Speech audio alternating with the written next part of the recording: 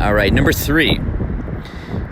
Are there black people in your community, and how do you guys handle racism? So I live in the neighborhood of Uptown, and it's on the north side, and Uptown is very historic. Has so much history. A lot of these buildings are really old, as I'm sure you can kind of tell. I love Uptown. This neighborhood is, I really enjoy it. It's probably one of the most diverse neighborhoods in the city. Probably next to Albany Park, I think, gets a rap too for being really diverse. So the street that I live on, Argyle here, it's called like Asia on Argyle, or nicknamed that. So in the 70s and 80s, refugees from Vietnam came to Chicago and they established this area. So there's all Vietnamese restaurants, Asian restaurants, Thai, Chinese. There's this Chinese bakery that I love. But going back earlier, in the 1920s in America, black people from the South migrated to the North in pursuit of industrial jobs. And so Chicago and other areas in the Midwest, cities in the Midwest, saw an increased population of African Americans, black people. And you know, during this time, like slavery. To answer your question, yes, there are black people in my community, but there are numerous like types of black people. You know what I mean? Like we have every social class of black people in every social class. You know, low class, working class, low middle class, upper class. We have African immigrants. We have black people who are immigrants from Africa. I've noticed that within the last few years, an increase of African immigrants to Chicago in particular. And I love that about Chicago. That's one of my favorite things about the city is how embracing it is of immigrants.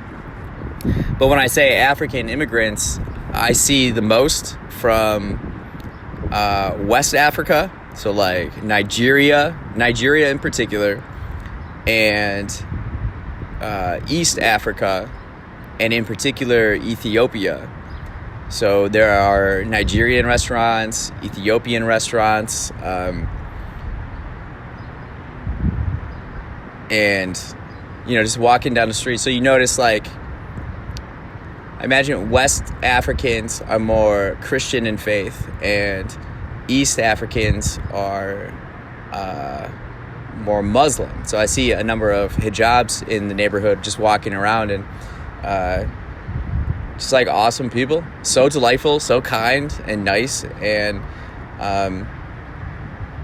so black people, yeah, like there's all types of people in this neighborhood. In particular, I would say Asian, white, black. Not as many Latinos. Indian, you see, but those are kind of the main ones, I would say. Yeah, there's black people in our community.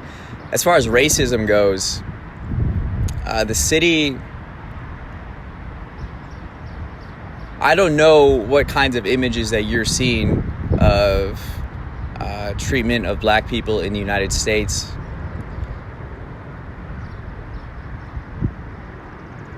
There isn't that overt racism like you would see in the 20th century.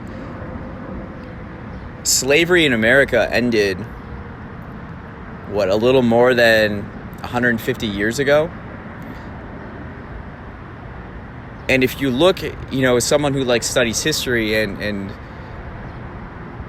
like that's not a long period of time.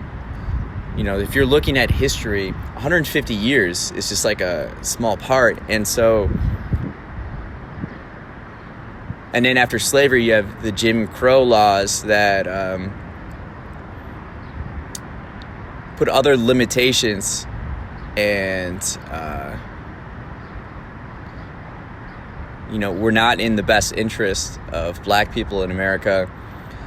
But just that something that's only been around or has been this way for a little over 150 years, there's still generational impacts from that.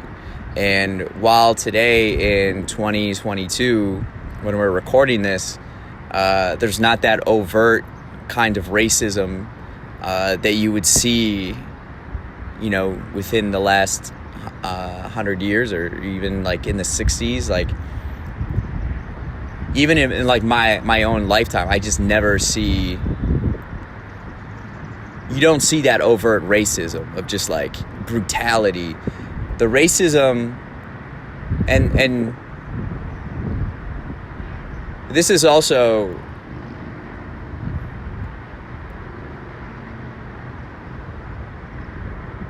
as generations, you just try to get better and better. And what I love about America is that as people, we do have the ability to like change things. And compared to really most countries in the world, we have the ability to, like, if you feel something or if you have an idea, you can pursue it, and there are steps to take and means to empower yourself and others to create that change. And while the overt racism doesn't really exist, or I shouldn't say it doesn't exist, but like it's not something you see in the city. There's more of like institutionalized racism, or like redlining in Chicago from years past, of like housing, and there's just like these smaller things. So as far as like how we handle racism within the community, there's also been like Asian hate crimes. So then the community's been very vocal about that and supporting the Asian community.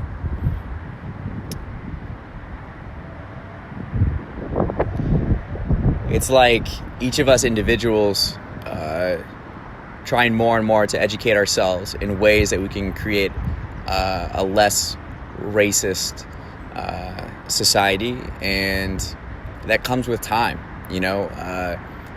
Sure, you can change laws overnight, but you have to address a mentality that's been ingrained throughout generations. But